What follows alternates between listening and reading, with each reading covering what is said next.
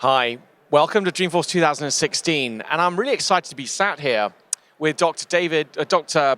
Guy Standing. Sorry, I got your name wrong there.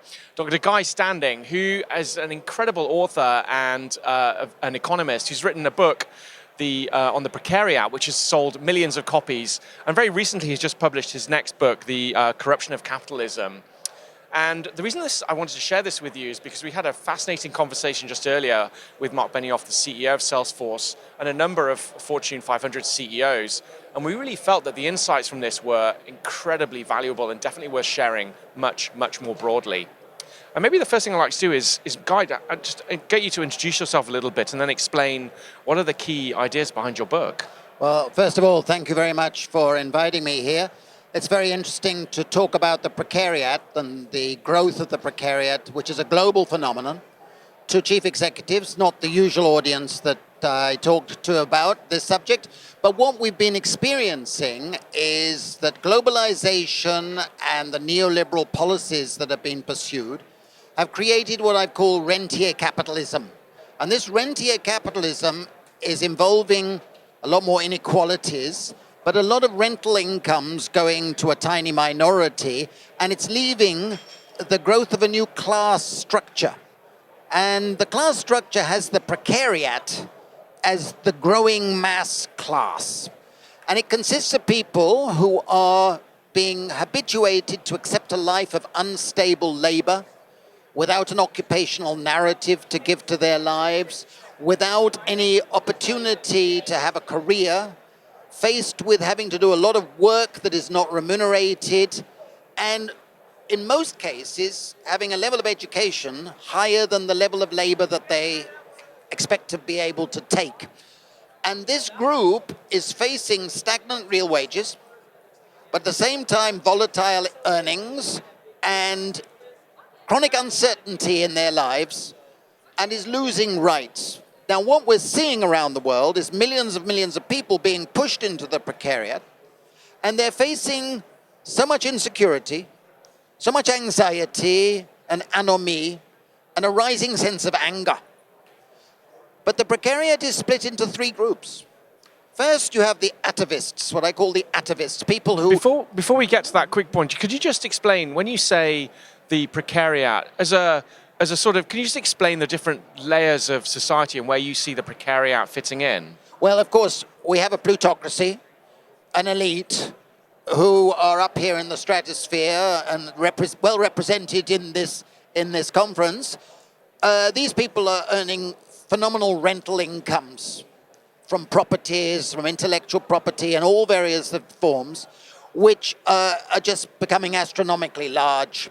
Below them is what I call a salariat, people who have employment security, salaries, pensions, paid holidays, and all of these trappings of salaried jobs, but that's a shrinking minority. And below them, the old, what Americans call middle class, and what we call working class, the old proletariat, are shrinking everywhere. And it's underneath them that the Precariat is growing, and underneath the Precariat is an underclass out in the streets dying prematurely. The Precariat is the growing group in all parts of the world. And it's this group that I'm talking about, writing about, and that are inviting me to speak all over the world. And could you just describe like some of the types of people who might be in that? Because obviously there are people listening and they're like, am I in that group or not? It's involving a lot of younger people, but not only youths. It's people going into paramedical jobs, paralegal, para-education. It's people doing flipping in and out of jobs, short-term, casual things. They'll often be doing one type of labor 1 month and then something quite different 3 months later if you were to meet them. And these are people who are facing chronic insecurity, and they have the feeling that they're not going anywhere. They're not developing a sense of community. They're not able to be in control of their lives. And they're being pushed around, and they feel very insecure. And this is the key characteristic. And are these people that you might point to who've sort of maybe influenced quite significantly the Brexit vote in Europe and maybe Trump's followers? Are they an important part of that movement or those movements? I think it's very important to differentiate different groups in the precariat. The first group I call the atavists, the people who are falling out of old working class communities or middle class communities in the United States, whose parents had jobs of some status. They were dockers or miners or steel workers or car workers, and they don't even have that. But this group doesn't have a lot of education, and they tend to listen to what I call the sirens of neo-fascist populism, who are playing on their fears, playing on their insecurities, peddling a simplistic set of messages. And you're right. In my view, this part is going to Trump. This part voted for Brexit. This part is voting for Marine Le Pen in France and the Orban in Hungary. These very shadowy characters who pose a simplistic post-truth sort of agenda. It's a very worrying development. The second part of the precariat are what I call the nostalgics. More and more people who are migrants and people on the edge of society. They don't feel they belong. They don't have a present. They don't feel they've got a home. And very populous in Europe, for example. It's hugely growing in Europe, and they're victims as well as perceived as villains causing other people's problems. That's unfair, but that's what's happening politically. And the third group is the group that I tend to be talking to around the world, and probably many listening now. I call the progressives. These are people who went to college, they went to university, they were promised a future. But they come out of university and they've got debts and they don't see a future. They feel they're denied a future. Now, this group won't be voting for the Donald Trumps. They didn't vote for Brexit. They won't vote for Marine Le Pen.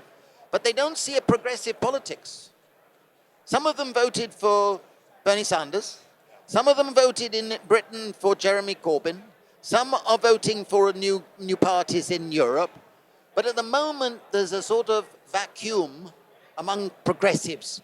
But it's becoming very exciting, and my books are trying to contribute to that new politics. And it's not just your books, which are, obviously your book before this sold millions around the world, and in 18 languages, I believe, but now they're making films about this, and you're effectively speaking to pretty much all the economics, the leaders of major countries around the world. Why are they so interested in talking to you?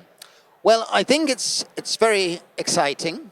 I've been asked to speak at over 400 places in the last 5 years, and mostly it's to precariat groups which consist of people who will stand up at the end and say, listen, this is about me. Now this year, for some reason, I seem to be invited more to this sort of event, and I'm very willing to come and flattered to be able to talk to people who are at the top end of societies and are the beneficiaries, but not the cause of what's happening. I want to differentiate that. They are doing very nicely. There are billionaires here, there are multimillionaires here, but the cause is in the state, in the governments, in the international organizations that have set the architecture of what's been happening, and they have the ultimate responsibility for this rental income that's channeling vast amounts of income to a tiny minority. And we must understand the dynamics of that. And that's what the latest book is about, because it's about rentier capitalism. And this rentier capitalism is out of control. We're seeing more and more of that rental income channeled in illegitimate ways to a tiny minority. But it also provides us with an opportunity, because that process is unsustainable for very long. We are seeing more and more social discontent. We're seeing more and more people angry out there and showing an energy. And I think this is healthy. We should expect a revolt of some sort. It's very unhealthy when we see it channeled into neo-fascist populist movements. Very unhealthy.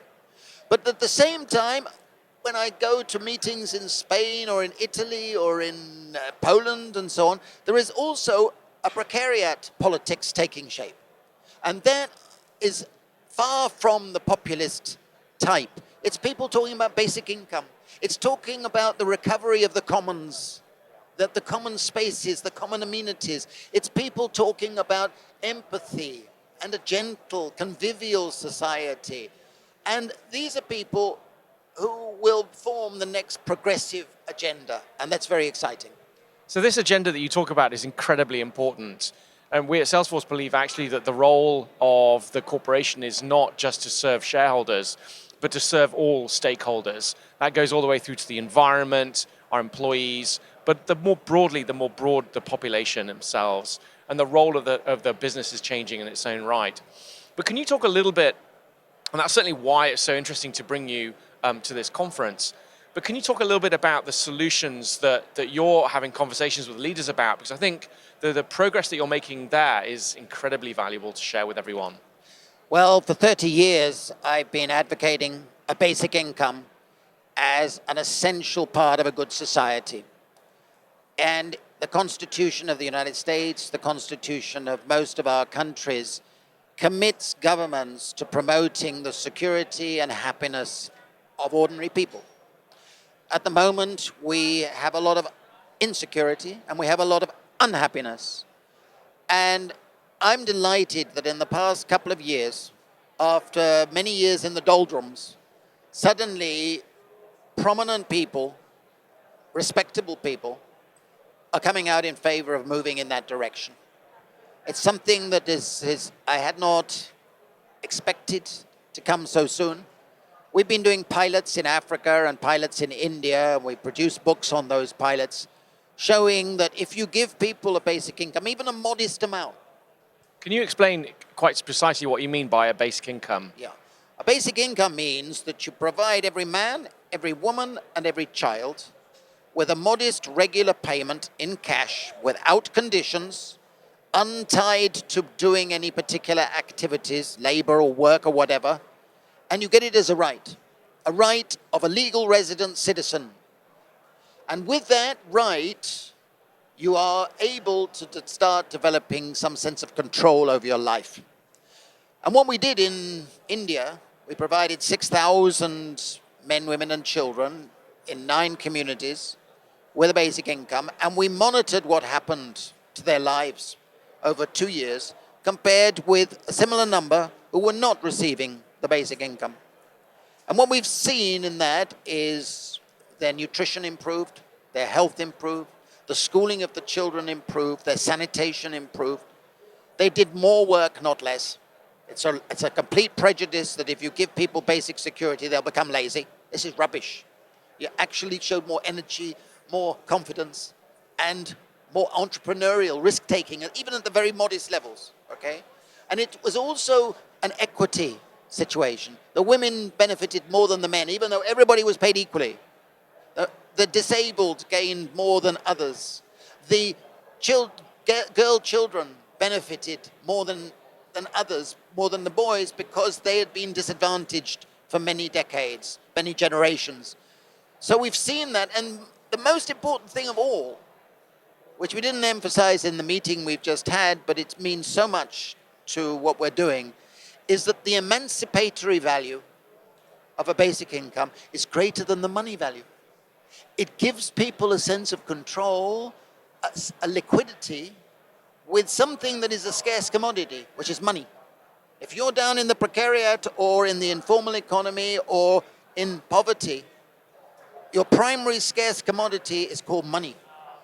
And if that's the case, then the price of money goes up. But if you provide everybody with just a small amount of money, then they pool it in times of need, and they have a sense of control of their lives. And that has been a wonderful phenomenon. Guy, it's been an incredible honor to get to spend time with you, and congratulations so much on all of your years of work and on your book. And I really hope that this really does make a big difference to everyone. And I recommend to everybody this book for you to read. Thank you very much, Guy. Thank you very much.